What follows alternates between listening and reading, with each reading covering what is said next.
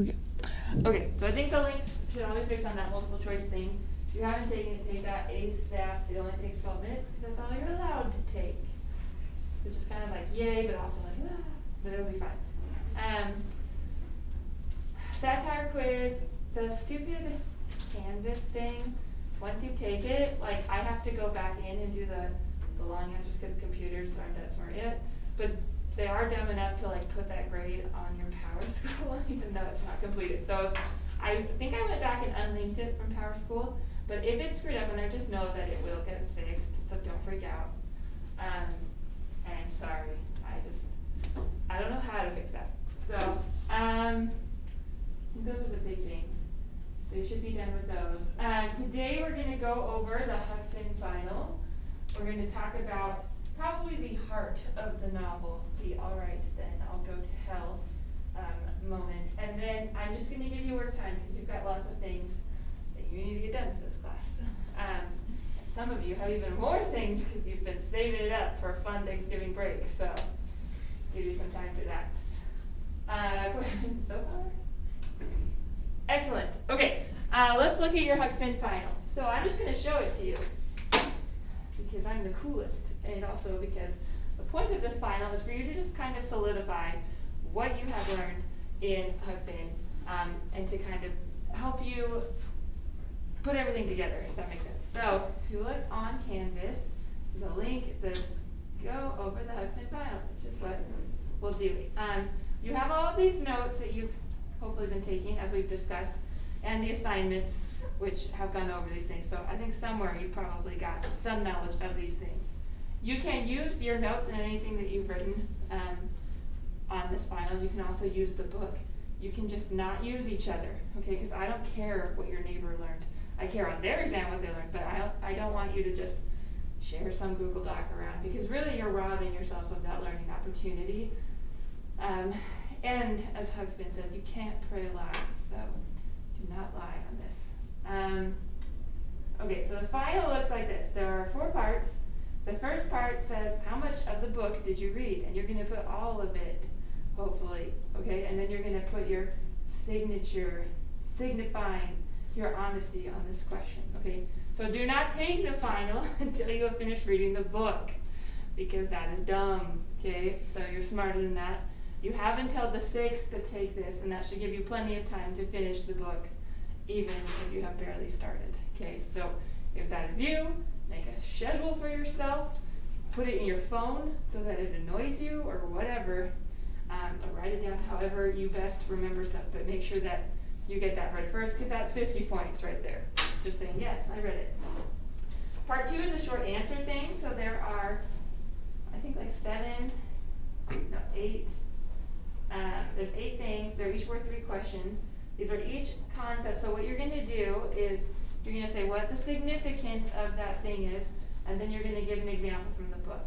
They don't necessarily need to be like direct quotes, but they should be specific enough that I know what you're talking about. So you're going to be like, well, they're happy all the time. Okay, that is not very specific. That is very broad, right? So instead, give me like a moment in the book, and you can kind of explain it. So if you were saying something like, oh, for instance, when Jim is talking about King Solomon, and like that would be specific enough for me to know, okay? So those concepts are Huck Finn as narrator, which we talked about like on one of the first days, Tom Sawyer, Pap, the river, the king and the duke, Mary Jane Wilkes, which we'll talk about in just a sec because we haven't gone over that yet, and then Jim and Huck's relationship and the ending of the novel. So Tom's pranks and Huck's willingness to go along with them. Any questions on those concepts? Okay, the third part is a paragraph response. So there's like a blank portion afterwards. Fill up that blank portion with your response. You're going to choose one of 2 options. Either the scene where Huck describes the Grangerfords' house, so that kitsch stuff that we talked about in the Grangerfords and that feud between them and the Shepherdsons, or where he's talking about in chapter 19 living on the river. Okay, so you can choose whichever one you want, and then using quotes from the text, they explain the pattern that Twain weaves through this scene and defend the significance of this pattern in the context of a novel. So we talked over that, each of those we went through and annotated.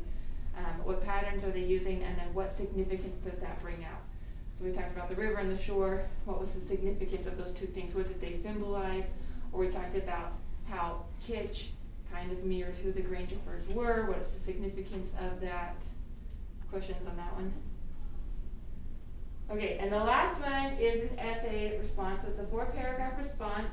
You're going to explain the conflict that Huck faces between his sound heart and deformed conscience. Please include 3 specific scenes from the novel as part of your response, including the one we're talking about today. So from 2:11 to 2:14, that I'll go to hell then. One, you have to use that one, and then 2 other scenes that you can see the development of his conscience. You can choose whatever you want, those other 2. And then what larger universally applicable theme is conveyed through Huck's struggle. So what is Mark Twain trying to show as Huck combats kind of his conscience and his heart, or like what society wants from him and what he feels is right. Okay? So questions on that?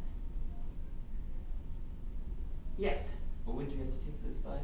By the 6th of December. Okay. Yeah.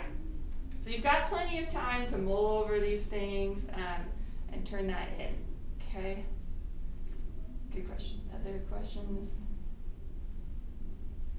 Okay. So let's talk first about Mary Jane Wilkes, because that is on there and we haven't really discussed it yet. So, first of all, who is Mary Jane? Anyone remember? Who are the Wilkes? Let's start there. Okay, the Wilkes are those 2 European English brothers who come because their brother has died, right? And so the king and the duke impersonate them, right? So that's this kind of episode. Within that, Mary Jane, does that bring anyone, like bring her to their memory?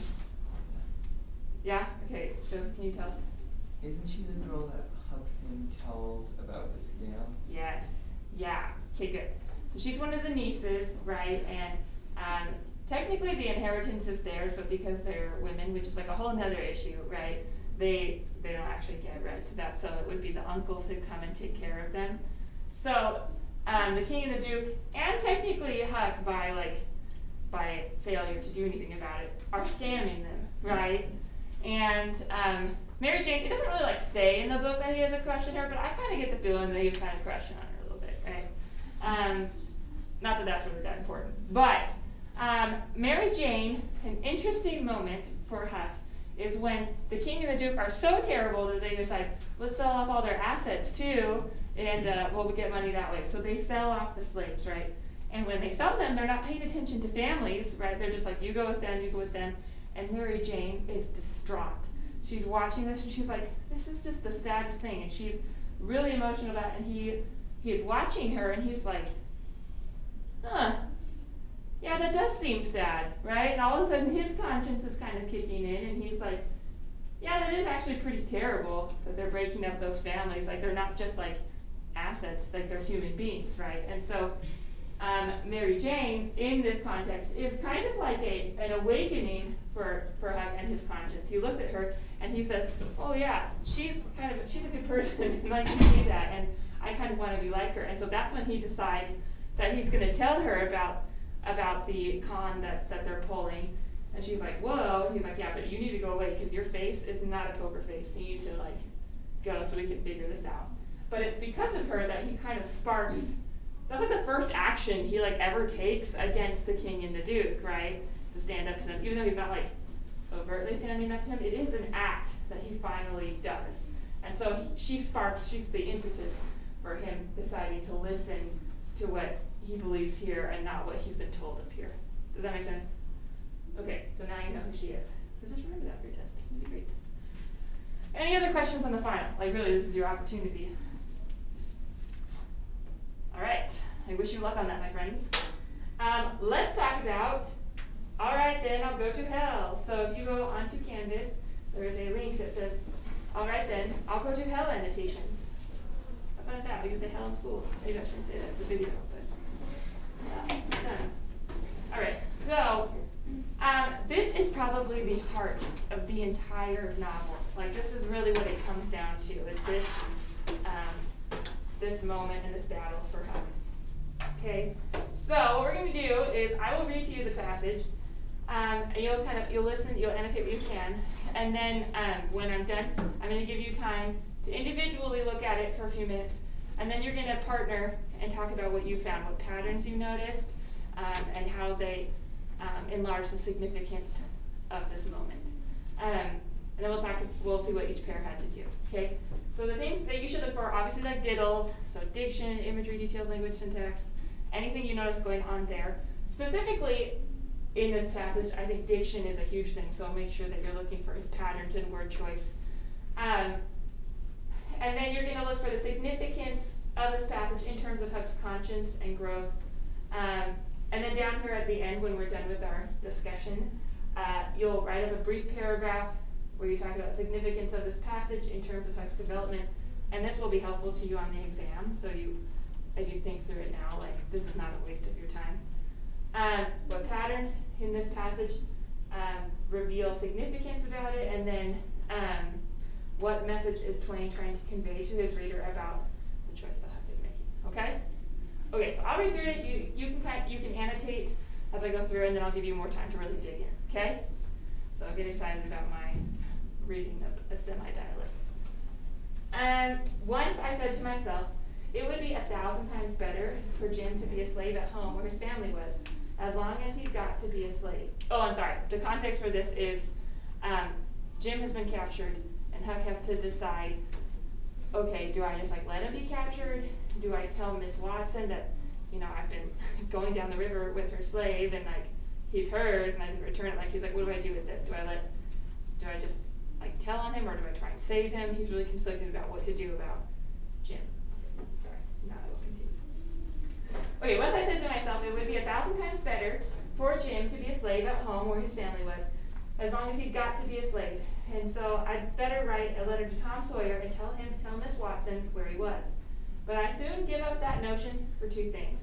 She'd be mad and disgusted at his rascality and ungratefulness for leaving her, and so she'd sell him straight down the river again.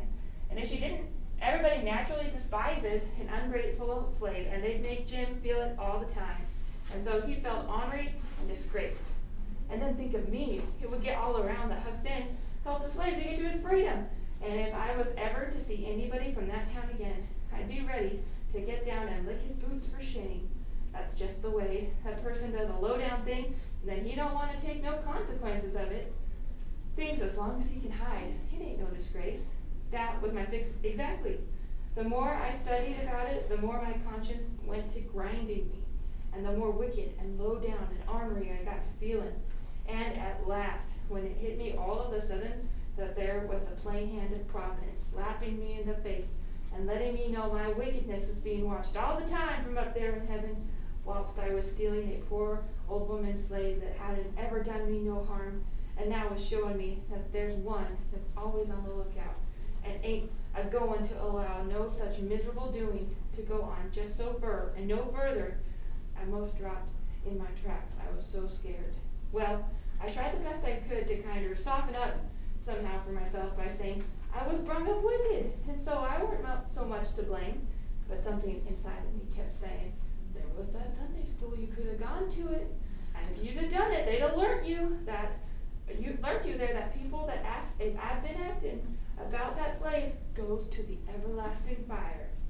Made me shiver, and I about made up my mind to pray and see if I couldn't try to quit being the kind of boy I was and be better. So I kneeled down, but the words wouldn't come. Why wouldn't they? It weren't no use to try and hide it from him, nor from me neither.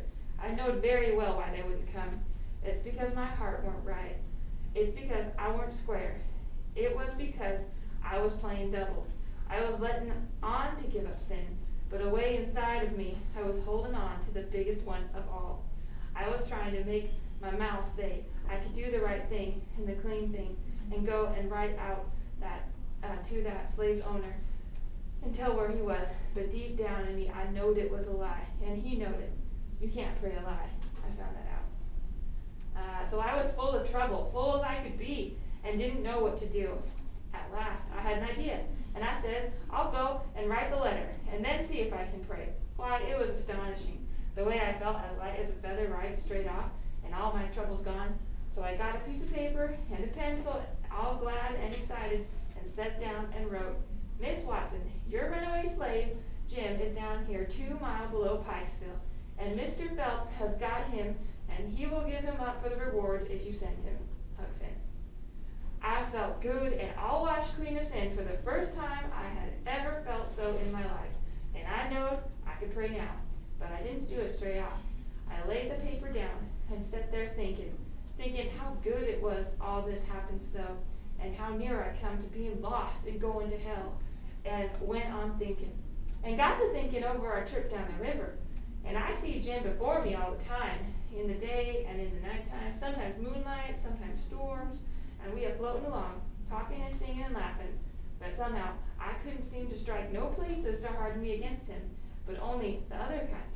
I see him standing my watch on top of his'n, instead of calling me in so I could go on sleeping, and see him how glad he was when I come back out of the fog, and when I come to him again in the swamp, up there where the feud was, and such like times, and would always call me honey, and pet me, and do everything he could think of for me, and how good he always was. And at last I struck the time I saved him by telling the men we had smallpox aboard, and how he was so grateful, and said I was the best friend old Jim ever had in the world, and the only one he's got now. And then I happened to look around and see that paper. It was a close place. I took it up and held it in my hand. I was a-trembling, because I got to decide forever betwixt two things. That's what it is, isn't it? And I knowed it. I studied a minute, sort of holding my breath, and then says to myself, all right then, I'll go to hell, and tore it up. It was awful thoughts and awful words, but they were said, and I let them stay said, and never thought no more about reforming. I shoved the whole thing out of my head and said I would take up wickedness again, which was in my line, being brung up to it, and the other weren't. And for a starter, I would go to work and steal Jim out of slavery again. And if I could think of anything else worse, I would do that too, because as long as I was in, and in for good, I might as well go the whole hog. Okay, so go through, annotate for patterns that you notice. I'll give you, I don't know, it's kind of a long passage, like 6, 8, 10 minutes, whatever you need, and then I'll have you pair share with what you found, because often you'll find like one thing and someone else will find something, and then you can come up with something really cool. And I'll talk about it, okay? Excellent.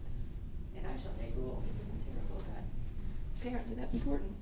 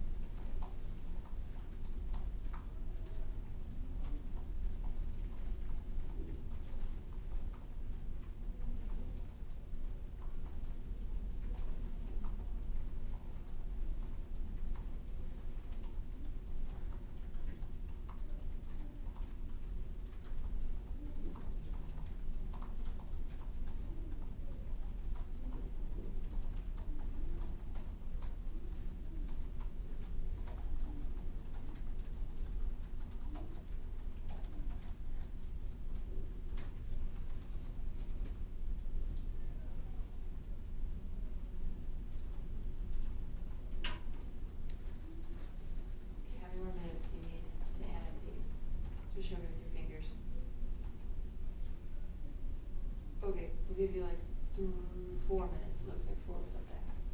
I don't really do math well, but.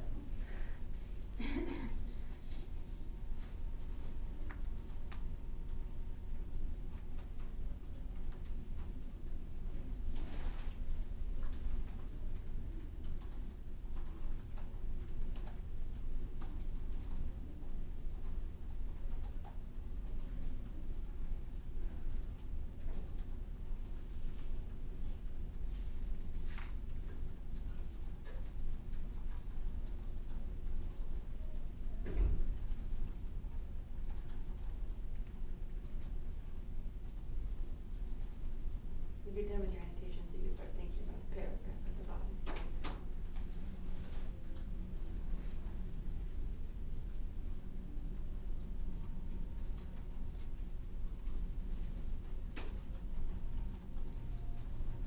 Yes. I actually have a question about the final. So when you want paragraphs in the final, should each paragraph be a page long? For that one, you can just fill like that half page that's blank. That's fine. As in like all 4 paragraphs? Oh, sorry. Did you mean for the essay? Yeah. Oh, I thought you meant for the paragraph response. For the essay, like the intro and the conclusion can be short, but those middle ones should be at least half a page to a page. Okay. Excellent.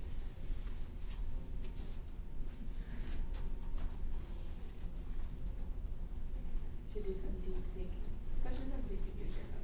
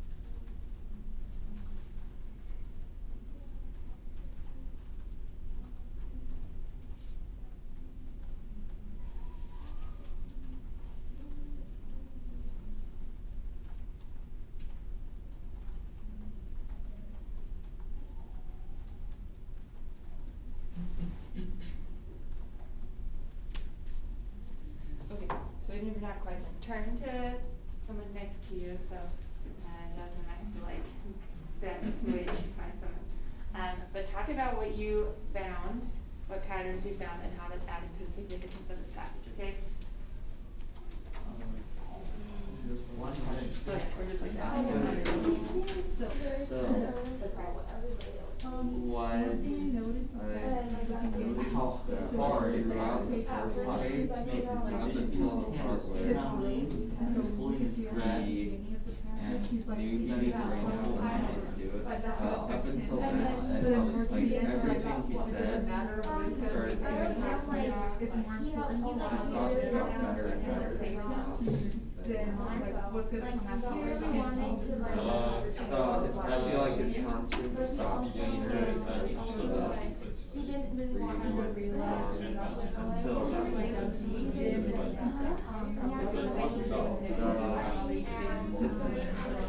here on the second page. And I don't know, I think just like all the development, they're all like. I felt good about pain of sin for the first time I've ever felt so.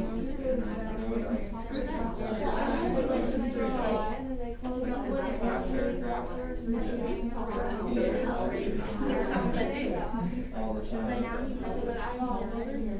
And so here's whenever that he prays, you know, for things like that, you want to, like, to know what to do to help you out. So it wasn't always like, well, I can pray, but also just pray about it. Yeah, and then I think Yeah, so one you of the got that, better like, comments going and stuff.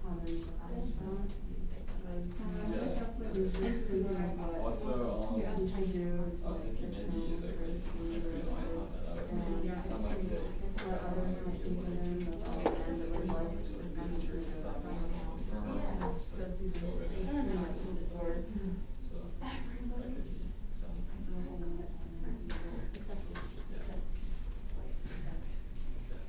Okay, well, let's go around and we'll share something, at least like one thing from every group, so we'll start here with Larissa. Do you guys wanna go first? Sure. Okay, what do you guys discuss? So we talked about how, so in the beginning, he's more worried about what people are gonna think of him if he helps Jen. Okay. But more towards the end, it's not such a, like, a selfish thing, he does it because he thinks it's right. Okay, I So love that that. shows what character they call him. Totally, right, a progression and how he's thinking about things, and it's when he starts to think about what that changes, do you guys remember what he starts thinking about? Just thinking about Jim, right, like, oh, right, and then that's kind of what pushes him from stopping to think about himself as this other guy who's been thinking about him the whole time, so, excellent. Devin and Joseph, what did you guys? We talked about how it was really conflicting for him and like he had different emotions and like what you were saying about him like thinking about other people before he says in here that they like he includes some like memories of him and Jim. Okay, yeah. And so that it makes me think more about what Jim would feel. Okay, and I like how you bring in that emotional response. I think I heard some of your conversation, because you're right here, but talking about how it was a very difficult decision for him to make, and he's trembling, so it's a very emotional thing, and then when he gets to those memories about Jim, that's kind of what pushes him over the edge one side. Larissa and Sandy, did you guys talk, or who? Okay, Larissa, who'd you talk to? Oh yeah, duh, I'm an idiot, ignore me. Okay, Sandy and Samantha. So we kind of just, there's this like, he kind of just seems scared. Like, he's like, and it's more like he's worried about what other people are thinking until like towards the end he starts thinking about Jen. But he's not necessarily worried about him, well he is worried about himself, but it's more of like, oh, what other people are going to think, what are other people going to think? Yeah. And not like the state of him, it's the state of everybody else and how they view him. And then he thinks about Jim. So he's not really great at like, what does this mean for me? It's what does this mean for everybody else and what does it mean for Jim? Okay, yeah, I like that too, where he's worried about the impressions of other people, not necessarily, I mean, there is some where he's talking about himself going to hell, but it's more like, what will people think about me if I do this, which is interesting and kind of peer pressure, right, which we can all relate to. I still do stupid things, so I'm like, what will people think, right? Good, so, Lisa and Nathan, what did you guys discuss? We also discussed what Loris was talking about. But Okay. I also feel like when, at the beginning, it was more of his conscious telling him that this is what people are gonna think, you're gonna have to do this if you see someone in the town again. But then by the end, it was his heart telling him what the right thing was to do, and then he just didn't care at that point. Okay. It seemed like a struggle throughout this whole few pages. Yeah, were there any patterns that you noticed that enhanced that struggle? If not, that's okay, but I just thought I'd ask. His back and forth kind of with Jim and the old lady, Okay. and then the people of the town. Yeah, and we see that, like, the back and forth is huge, right? Because it's not like, here's situation number one, and explains it thoroughly. Here's my second option. It's like, here's this, but this, and this, but this, and we see that that pairing of like one thing, but then the other side throughout, and it really does create that juxtaposition between the two choices, and also just like the internal struggle that he's feeling. Awesome. And then Hannah and Beckett, what did you guys discuss? Well, we discussed what Regis has said too, but it's also like a whole religious thing. Okay. Too, where he's like, well, you can't pray on the lie, so maybe if I do this, I'll feel better about it, and then I can pray. And then he's like, all right, then I'll go to hell. And like he tears up the letter. He's like, screw that. Yeah. So it's like that whole fight between him and what God would think kind of. Yeah, this religious component is important, right? And I think that this gets at the heart of what Twain is talking about here. We've seen a lot of disparity between what Huck feels and then the religious beliefs of people in his community. There's the widow Douglas and Miss Watson, and at the beginning we talked about how they kind of see God a little differently, right? We've got, I think it's Miss Watson's, he's like, I could get along with them, but the widows, I can't remember which is probably terrible, but the other one, the widows, is like a really harsh God, and you're gonna burn in hell if you don't do all the things, right? But both of them, he tried before to pray for some fishing stuff, and he didn't get it, and he's like, well, that's lame. And still here, he's like, well, I respect Miss Watson. She took me in, she's a good lady, and I want to abide by the religious beliefs that she has instilled in me. And yet, I just can't quite get that to overcome how I feel about my friend Jim here and his plight, right? And I think that's where, the irony comes in here, is this line, this is the heart of the novel here. All right, then I'll go to hell. And what is ironic about that line?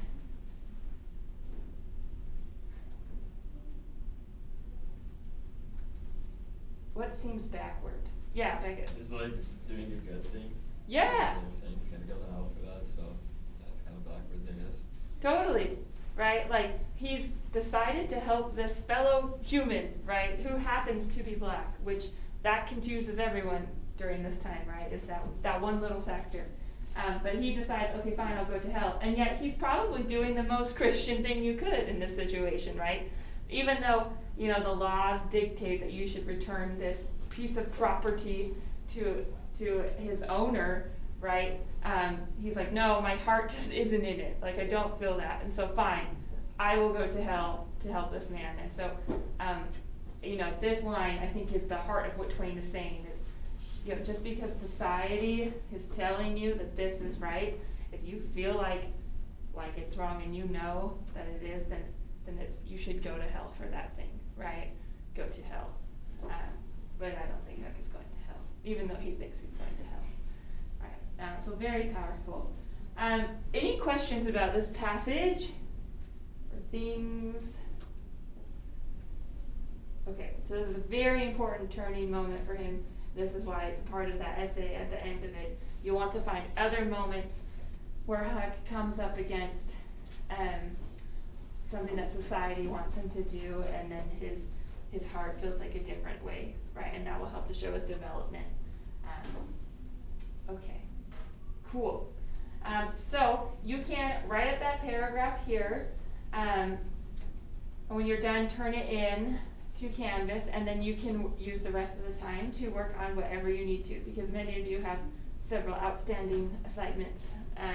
But tonight, you're just gonna finish Huck Finn. So the last chapter is 43, but they just call it chapter the last because that's way cooler. So that is the last chapter. So read through that. You'll take the final by the 6th. And then your satire project and reflection are due on the day you get back from Thanksgiving. If you're behind and all you can get done is the project, at least do that so that you have something to show the class, because we'll be having a party. I'll bring like donuts or something. You can bring whatever you want, or nothing. You can just eat my donuts, that's fine. But I want you to present it, and if you have nothing to present, that's just like lame, and you feel lame, and I feel lame, and we don't want that, right? So at least bring your project. I've had lots of fun, yeah. If Never's big projects, then none of us will feel lame. No, you'll all feel lame because I will shame you. I will shame you in your hearts. You'll know it's wrong. Just do it, okay? Just play the game. Okay. But it's really fun. This is like one of my favorite projects is this. You can mock whatever you want. You can mock me. I don't care. I can take it. I can take it. I'm strong. We do tend to get a lot of projects that have to do with like mocking teachers, which is hilarious. I'm expecting a lot of Rona satire maybe this year because that seems, I don't know, I wanna mock it, but maybe you're over it, whatever you want, okay? I've had lots of success in all different kinds of projects. People have done skits, they've done movies, they've done newspaper articles, yeah. Is a meme an acceptable format for a satire? As long as it's like you worked hard on this meme and not just like I found this meme, right? Does that make sense? I don't want it to be lame, okay? Or like if it is like you can come up with like a couple different ones, I don't know, just put some effort into it. You turn it into a poster, if you turn it into a poster then it's fine, because you had to work on it. Yeah, I had someone do a satirical song once, they brought like their guitar and sang, and that was awesome, so, whatever. Yeah, I mean, the sky's the limit there, and then, your reflection needs to be turned in as well, but you don't have to report your reflection to the class, so, if that helps you.